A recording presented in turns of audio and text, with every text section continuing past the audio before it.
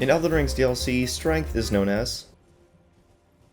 But what if instead of dying 1,000 times for Alana, I got super OP at certain stages and demolished her? In this video, I'll be taking 4 major areas of Elden Ring's DLC and finding the most powerful strength weapons for each area. Looking at this map, I am also region locked, which means I have to defeat the main boss of the area before moving on to the next one, like Rallana, Mesmer, and this fat lightning bee. Also, before entering the DLC, I start with nothing at a base level of 100 and unlimited upgrade materials because there's just not enough in the DLC. Now, to every guy with a max greatsword build at the end of the base game, this might sound pretty good, but I assure you, this DLC is difficult. Now with all that out of the way, I touched Mikola's hand and entered my first area, the Gravite Plane. In here, I had all the way up to Rallana to get as OP as possible, so I just started running. We run 3 hours. 3 hours later, I realized I don't actually have a weapon, so to fix that, I literally pushed a random homeless man off a cliff.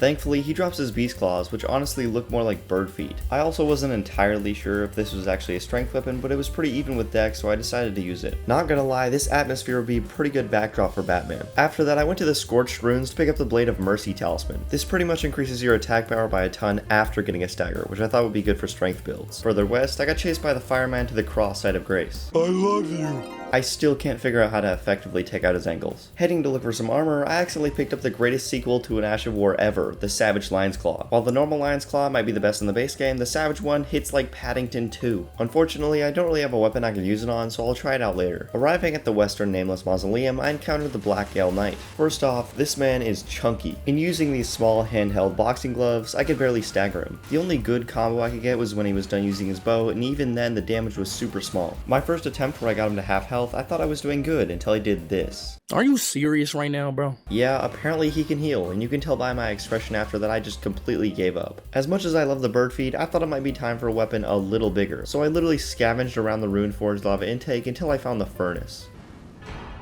When someone says strength, this is definitely what they think of. Not only is the Anvil Hammer a massive strength weapon, it also combines weirdly different stats, such as intelligence and faith. And back at the Black Gale Knight, this weapon's Ash of War literally turns it into a porcupine. Now with all this heavy armor, my poise is through the roof. And if anyone doesn't know, poise is just a fancy way of saying how big of a punching bag you are. But it also includes how hard you hit back. There is just something so peaceful about running through this game as a fat weightlifter. I worked out, but I was fat. I didn't run, didn't PT, I just hit the gym. At the top of the Bellerat Tower I had been exploring, I nearly challenged the lion, but I thought I could get a little bit stronger. So what's one giant weapon to 2 giant weapons? You can find the Blood Fiend's arm on the far west of the Gravite Plane, and by itself, it is usually used as a pretty strong bleed weapon, but it could also be used for strength. Anyway, my first try on the lion, I absolutely destroyed him. The reason I'm wearing no armor here is because if I was, I would just be way too heavy. And for some reason in the DLC, these fragments protect you way better than armor does. The only move you really have to watch out for in this fight is this tornado thing, but apart from that, this fight is pretty easy. After that, I went to redeem the Remembrance just to figure out that it's absolutely trash. And after that, there was nothing else I could think to do than face my fears. I can fight all day. I can fight all day long. This fight took 10 attempts to beat, and for the first 9, I literally forgot how to be a strength build. I had to realize that on some bosses, the amount of poise you have completely outweighs your normal damage. But then again, I was underestimating how powerful the Blood Fiend's arm is. I was getting staggers every 3 hits. At one point, I swapped out both of the colossal weapons just for the arm so I could get the crazy amount of poise from the armor. Honestly, ending this fight on a stagger is the most fitting thing for this build. In this stage, in the Gravite Plane, for my main weapons, I use the Blood Fiend's arm and the Anvil Hammer, and for my side weapons, I use the Bird Feet. For my armor and talismans, I use the full Solitude set, the Blade of Mercy talisman, and a few other talismans that didn't really help me in boss fights. Although one talisman I did miss is the 2-headed green turtle talisman, which increases your stamina. I don't know how I missed it. Now that I've conquered all of the Gravite Plane area, I can move on to Scato Altus in the lower Rao area. Right now, I'm sitting at fragment level 5 just to keep you updated. The first thing I did here is kill the same fire guy from Bellerat Tower and steal the fragment behind him. Then I went around looking for more fragments and realized these tents are definitely not fireproof. It wasn't until I made it to the Morth ruins where I really got confused, because just below them you can find an ecosystem of buried buildings which leads out to a village of killers. He's surrounded by killers, bro. After that, I arrived at the Cathedral of Manus Menor and met a priest who had way too much aura. Unfortunately, he didn't really have anything strength-wise, so I completely dished his insane palace. Further ahead, I found a random scorpion just lying on the ground. Out of pure instinct, I thought I should just kill him, but after that dramatic death, I knew something was coming. One second you're killing an enemy in a video game, and the other you're getting rushed by a D1 linebacker. Thankfully, he only has a shield, and if you look close enough, you can see he's actually fat rolling. When you roll your fat ass out of bed and all you want is some fucking damn cinnamon buns and shit.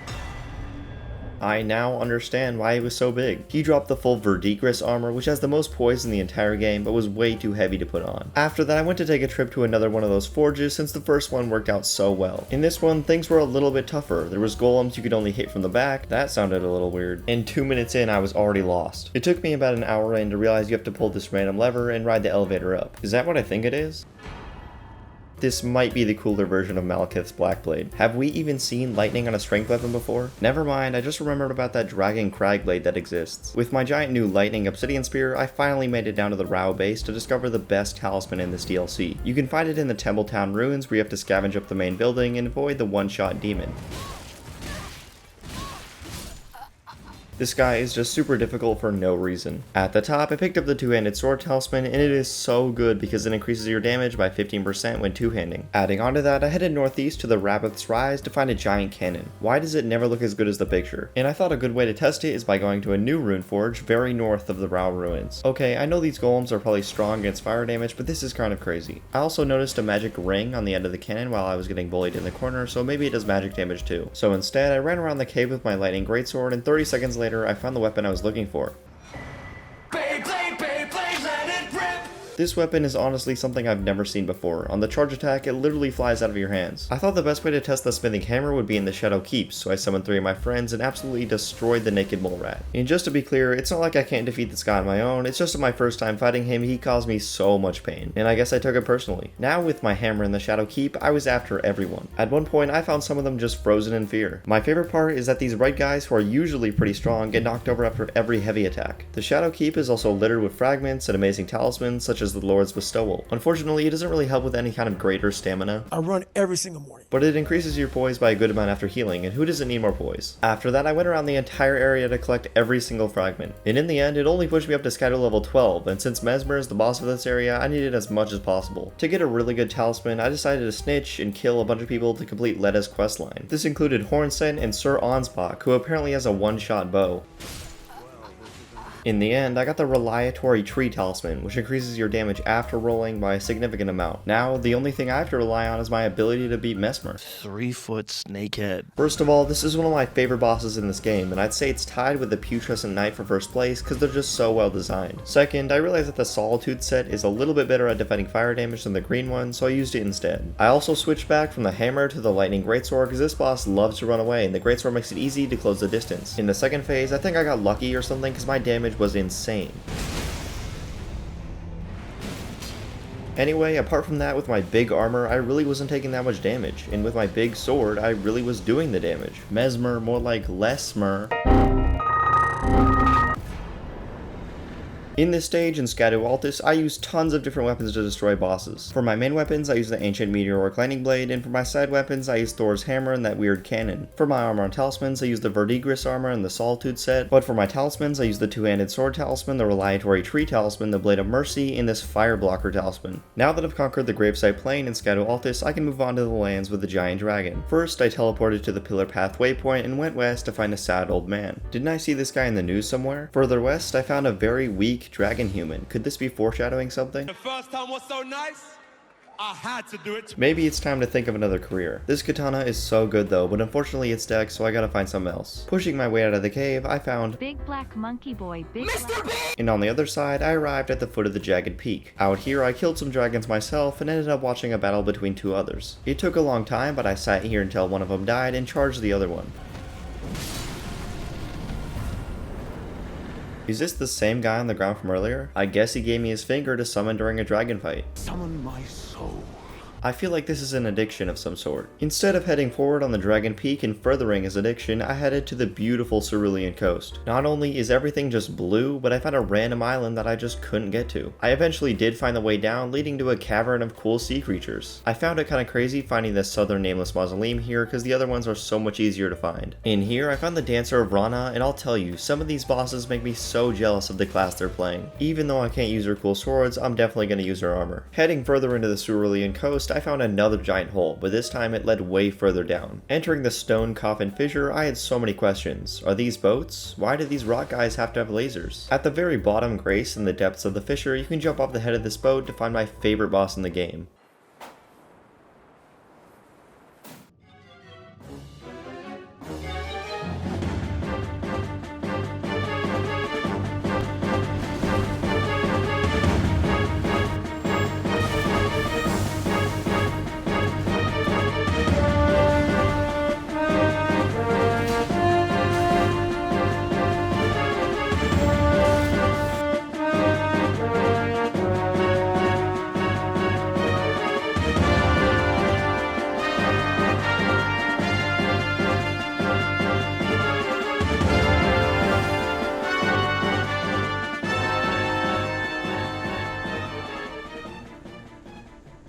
Something about that boss is just amazing. Behind the boss, you can find Saint Trina, apparently, who is a giant flower. All I have to say is if you're looking for some Halloween candy, make sure to come down here. Not only is the Putrescent Knight amazing, the weapon you can get from the Remembrance is even better. At first glance, the Meteor Greatsword does 10% more damage, but looking further, the Cleaver swings so much faster and it has cold buildup. And after that, there's nothing else I can think of than to reach the top of the mountain and face my fears. With a hail of harpoons! Describing Bale, I would say all bark no bite. It might be due to my massive armor, but I was taking barely any damage from him. Even without Egon, the homeless looking guy. Curse you! The fight would have been pretty easy. There's no way it's scientifically possible that this guy can fly. In the second phase, he pretty much does everything 30% faster and just add more fire. The best thing about fighting this guy, other than the giant fireworks show, is that he staggers for so long. Honestly, maybe Bale should become an actor. His play dead is so good. In the end, I didn't even kill him. Egon got... For my main weapon, I use the Putrescent's Cleaver, and for my side weapon, I use the Giant Lightning Sword. For my armor and talismans, I use the Red Dancer set for style and the Giant Ironclad set for tanking everything. And for my talismans, I use the same exact ones from before since there's no talismans here. Now that I've completed the entire dragon area, I have access to the entire DLC, which mainly includes the green stuff. Starting at the back of the Shadow Keep, which is also an entrance to the worst boss in the game, I instead went right and used a random emote to take down this pillar. Heading out to this flowery land, it felt like that one biome from Minecraft. Heading a little further, I absolutely destroyed the 2 tree sentinels and eventually arrived at Marika's old village. Even if the lore in the DLC says she has the worst backstory possible, I don't believe it. These houses are way too nice. After that, I went to the left side of the Shadow Keep since the right side is full of faith weapons. I take one step left and all of a sudden all the pigs hate me. This attack should be easy to dodge.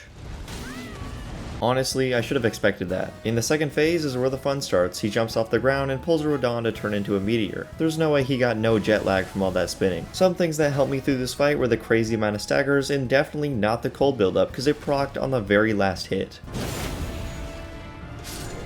After that quick jousting session, I took his remembrance and completely copied his entire look. While his armor is a bit worse than my normal armor, the lance is exactly how I thought it would be. Not only does the weapon do good by itself, the Ash of War is another good one for closing the distance. And honestly, who doesn't want to fly with a giant spear? Heading up to this golden door, this is what I expect heaven to be like. Just a bunch of Scadutree fragments in a giant bowl in the middle just for the heck of it. After that, I decided to go to the top left of the Shadow Keep, traversing through some potted salami and reaching the green door. The bridge after comes with a lot of running. Stop eating so much fucking food. I'll cut my calories down. And lava drips falling from the sky casted by a sorcerer. I absolutely defeated him. And suddenly I'm at the Green Island. One thing about this place is it's incredibly easy to get lost. One second you're getting shit on by a giant hippo, and the other you're traveling through a rotted lake. Honestly, I found the boss of the area before finding any of the cool weapons. Speaking of cool weapons,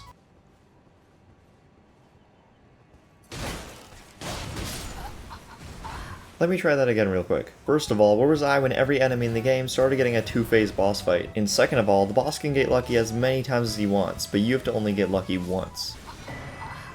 Now this is an optimized strength build. If you can't tell, I'm running with the classic anvil hammer in one hand and the new Devonius hammer in the other. And the best part, they both look the same and do crazy stagger damage. Remember the boss theory I was trying to tell you guys about?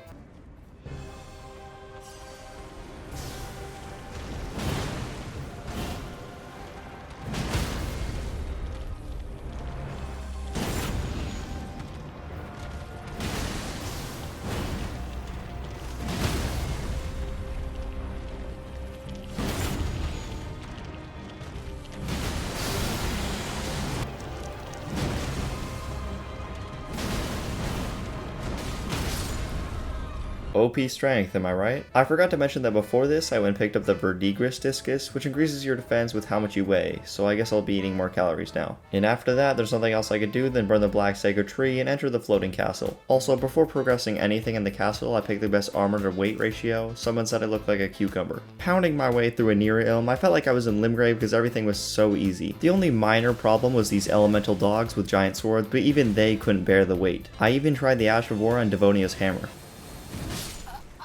At the top, Letta has somehow turned evil against me after I completed her entire questline. It doesn't really matter though, because me and this red guy just murdered all of them.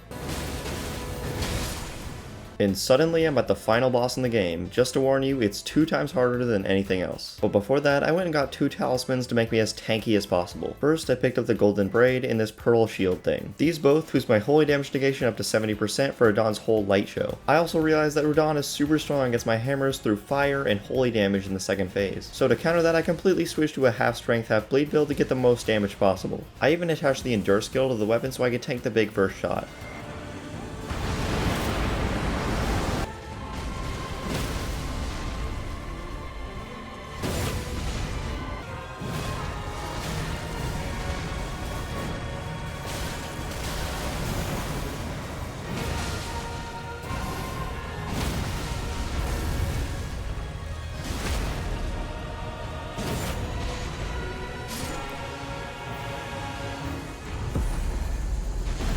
No better feeling than this. In this stage, for my main weapons, I used Devonia's hammer, the Blood Fiend's arm, and the Anvil hammer, and for my side weapons, I used the Sword Lance. For my armor and talismans, I used 2 sets, the Solitude set and the green one I forgot the name of. And for my talismans, I used the Golden Braid, Pearlescent Shield, the Verdigris Circle, and the 2-handed Sword Talisman. And yeah, unfortunately, this is where the DLC ends. Thanks for watching, and if there's enough weapons for other classes, I'll make videos on them. So, see ya.